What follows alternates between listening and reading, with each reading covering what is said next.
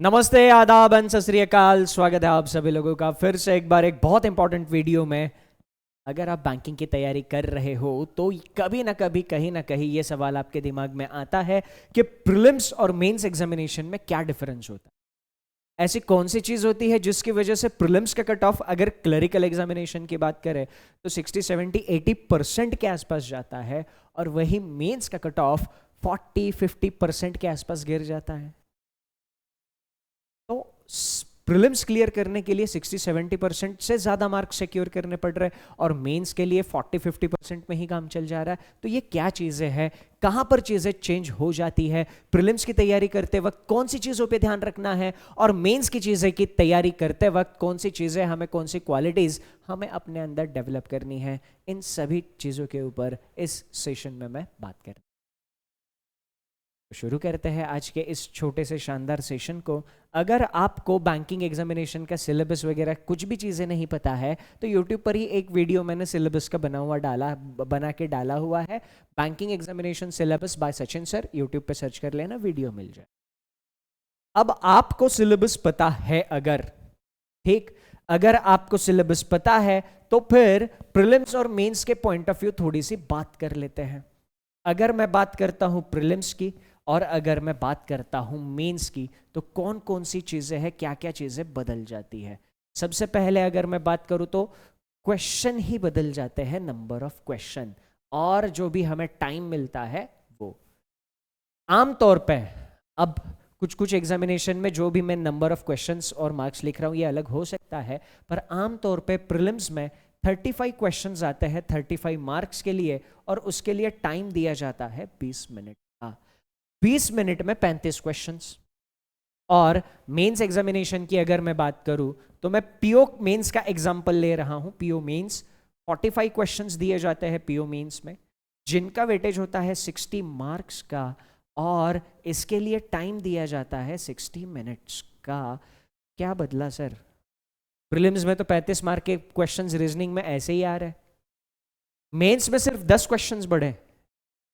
35 question prelims में आ रहे थे, मेंस में सिर्फ 10 क्वेश्चंस बढ़े, पर टाइम कितना बढ़ा दिया उन्होंने, 20 मिनट से सीधा 60 मिनट, 3 गुना टाइम कर दिया। चीजें बदल गई। आप जब प्रीलिम्स के क्वेश्चन सॉल्व कर रहे हो तो आपको चाहिए सबसे पहले एक्यूरेसी और फिर स्पीड, है ना। आपकी एक्यूरेसी अच्छी होनी चाहिए और स्पीड होनी चाहिए, क्योंकि 20 मिनट में अगर 35 क्वेश्चन सॉल्व करने हैं तो हमें चाहिए एक खूंखार स्पीड। कैसे आएगी? तो देखो, प्रीलिम्स में है ना, जो भी क्वेश्चन का पैटर्न होता है, जो भी क्वेश्चन की वैरायटी होती है वो रिपीटेड होती है ना। हमें इधर रिपीटेड वैरायटी के क्वेश्चंस देखने को मिलते हैं, वही टाइप के वही क्वेश्चंस हमें बार बार देखने को मिलते हैं। क्वेश्चन सेम नहीं होता बैंकिंग एग्जामिनेशन में, क्वेश्चन सेम नहीं आता, मतलब एक क्वेश्चन पूछा गया और फिर वो अगले साल पूछा गया, ऐसा कभी नहीं हुआ है। क्वेश्चंस बदलते रहते हैं, बस क्वेश्चन का पैटर्न, क्वेश्चन का लेवल, क्वेश्चन की वैरायटी रिपीटेड रहती है। मतलब पजल में मैं अगर कुछ टाइप के स्टेटमेंट की बात करूं तो वो टाइप के स्टेटमेंट आपको हर बार देखने को मिलेंगे। तो प्रीलिम्स एग्जामिनेशन में कुछ स्पेसिफिक सेट ऑफ क्वेश्चंस आपने n number of times practice कर लिए, वो चीजें आपके दिमाग में छाप ली, आपकी एक्यूरेसी तो आ जाती है। अब स्पीड के लिए रेगुलर उसकी प्रैक्टिस करते रहना है ना। तो प्रीलिम्स में माहिर बनने के लिए एक ही मूल मंत्र है, प्रैक्टिस, प्रैक्टिस और practice, practice practice practice. Prelims में सिर्फ इतना ही करना। मेंस एग्जामिनेशन की अगर मैं बात करूं तो जहां पे 35 क्वेश्चन के लिए 20 मिनट का टाइम प्रीलिम्स में दिया गया था, मेंस एग्जामिनेशन में 45 क्वेश्चन के लिए दिया जाता है 60 मिनट। और मैं आपको बता दूं, 60 मिनट में ये 45 क्वेश्चन सॉल्व नहीं होते और करने भी नहीं होते। इन 60 मिनट में 45 के 45 क्वेश्चन सिर्फ 2 लोग सॉल्व कर सकते हैं, एक रजनीकांत और दूसरे भगवान खुद। इन दोनों के अलावा तीसरा इंसान है ही नहीं जो मेंस पीओ की मेंस एग्जामिनेशन में 60 में से 45 क्वेश्चन सॉल्व करके आए। इन दोनों के अलावा कोई नहीं। लास्ट ईयर अपने स्टूडेंट है Shubham Singh sir, last year उन्होंने SBI PO means first attempt में क्लियर किया था। उनके अटेम्प्ट्स जान के आप चौंक जाओ। रीजनिंग में उन्होंने 11 क्वेश्चंस अटेम्प्ट किए थे, मतलब उनको भी एग्जैक्ट नंबर याद नहीं था। इंटरव्यू में जो उन्होंने नंबर मेरे साथ शेयर किया था, उन्होंने कहा था 8 10 या 11 12 ऐसे कुछ क्वेश्चंस अटेम्प्ट किए। तो 12 क्वेश्चन सॉल्व करके इंसान फाइनल सिलेक्शन ले लेता है, क्वेश्चन का लेवल ही वैसा रहता है। मेंस एग्जामिनेशन में ये 45 क्वेश्चन जो होता है ना, ये 45 क्वेश्चन सॉल्व करने ही नहीं होते।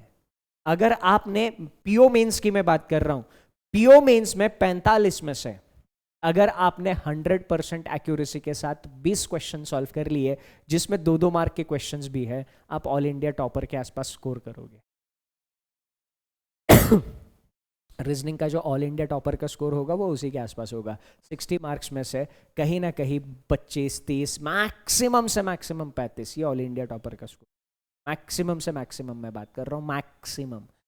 नहीं तो सिलेक्शन लेने वालों के स्कोर 10 से 20 के रेंज में होते हैं।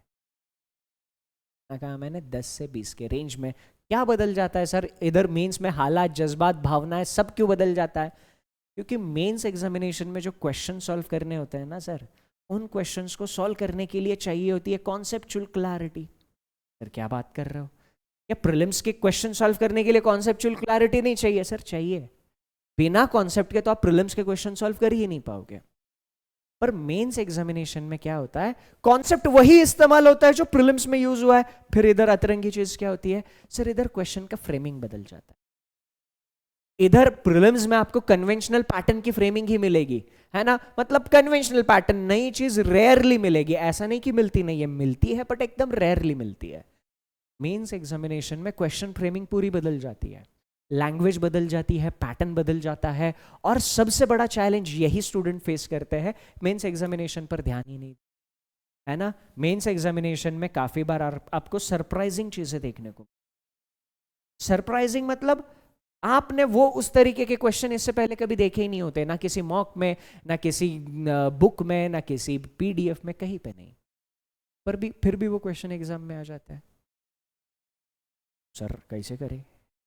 हाँ, जो क्वेश्चन हमने देखे ही नहीं उनको मेंस में कैसे करें? आप लोग कोर्सेज में क्या पढ़ाते हो फिर? हाँ, जो कुछ भी मतलब देखा ही नहीं है वो मेंस में आ जा रहा है, आप कोर्सेज में क्या पढ़ा रहे हो? मेंस एग्जामिनेशन पूरा हमारे क्वालिटीज का टेस्ट है।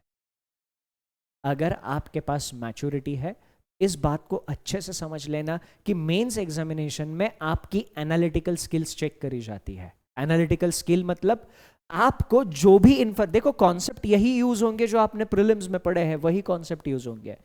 पर जो कॉन्सेप्ट आपने पढ़े हैं उसके ऊपर जब घुमा के चीजें आपके सामने रखी जाती है, तो उन चीजों को आप कितना अच्छे से समझ सकते हो। आपका कॉम्प्रिहेंशन स्किल। कॉम्प्रिहेंशन मतलब अभी तक हमारे दिमाग में एक ही चीज बसी हुई है कि एक पैराग्राफ दिया जाएगा, उसके ऊपर 10 क्वेश्चन पूछे जाएंगे, हो गया कॉम्प्रिहेंशन। ना मुन्ना ना, कॉम्प्रिहेंशन का मतलब होता है अंडरस्टैंडिंग एबिलिटी। मेंस एग्जामिनेशन में इंफॉर्मेशन हमारे सामने ऐसी रखी जाएगी कि उसको समझने में हमें थोड़ा सा टाइम और एनर्जी देनी पड़ेगी। Comprehension skills. अब चीजें समझ में आ जाती है, समझ में आने के बाद वो कॉम्प्लिकेटेड डेटा होता है, उस कॉम्प्लिकेटेड डेटा को अगर एनालाइज करना है तो हमारा कंसंट्रेशन अच्छा होना चाहिए। क्योंकि कॉम्प्लिकेटेड डेटा को सही तरीके से एनालाइज करने के लिए हम तभी सक्षम होंगे जब हमारा कंसंट्रेशन सही है, ध्यान अपनी सही जगह पर है। तो कंसंट्रेशन अगर सही से हो तो हम वो कॉम्प्लिकेटेड डेटा एनालाइज कर सकते हैं। कंसंट्रेशन। और फिर तीसरी और सबसे इंपॉर्टेंट चीज मेंस एग्जामिनेशन में चाहिए होता है पेशेंस। शांति चाहिए सर।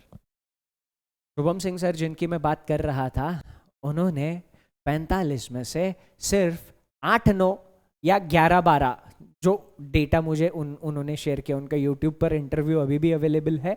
अभी वो मैं अगर गलत नहीं हूँ तो अभी उनका पोस्टिंग नोएडा के आसपास कहीं पे, शायद फरीदाबाद वगैरह में कहीं पे उनका पोस्टिंग हुआ है। तो वहाँ पे अभी वो जॉब कर रहे हैं। उनका इंटरव्यू यूट्यूब पर अवेलेबल है, सुन सकते हो। सिर्फ 12 क्वेश्चन सॉल्व किए थे रीजनिंग में। और एक चीज़ मैं आपको बता दूं, उनकी ऑल इंडिया रैंक एसबीआई में 95 थी। एसबीआई पीओ की ऑल इंडिया रैंक उनकी 95 थी। आरटीआई डाल के उन्होंने रैंक निकलवाई थी।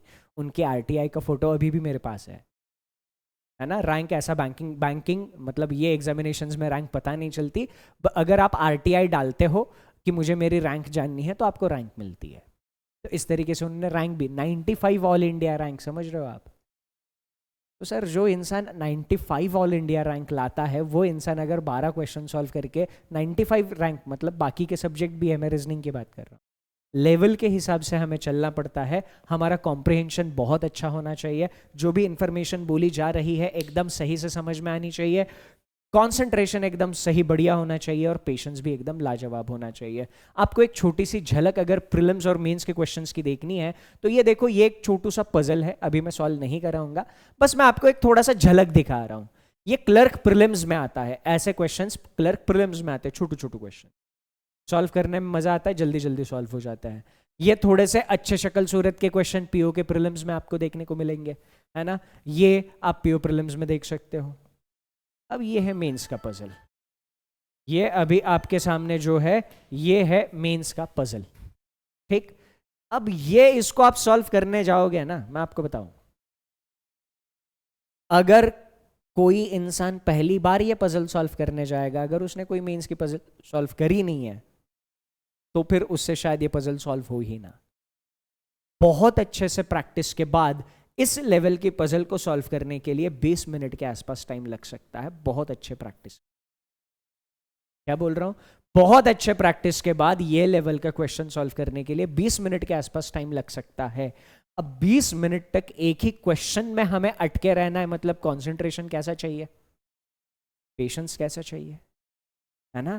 सर 20 मिनट देख के कुछ लोग डर गए होंगे, पर ये क्वेश्चन के लिए अगर आप 20 मिनट देते हो ना, ये क्वेश्चन 3-4 मार्क के लिए नहीं आता, इसको सॉल्व करके आपको 10 से 12 मार्क मिलते हैं। इस लेवल के क्वेश्चन का वेटेज एग्जामिनेशन में 10 से 12 मार्क का होता है। अगर आप 20 मिनट देके 10 या 12 मार्क अपनी जेब में कर लेते हो, that would be the best case, है ना। और वैसे मैंने आपको बताया है कि 60 मिनट में 45 क्वेश्चन सॉल्व करने ही नहीं है, तो 20 मिनट में 10 ही मार्क कह लो, 10 मार्क अगर जेब में जा रहे हैं तो बेस्ट केस सिनारियो होता है, दी बेस्ट केस सिनारियो, 10 के 10 मार्क श्योर शॉट जेब में, है ना। और ये पजल मैं यूट्यूब पे एक्सप्लेन कर चुका हूँ, यूट्यूब पे इस पजल का सॉल्यूशन भी मिल जाएगा।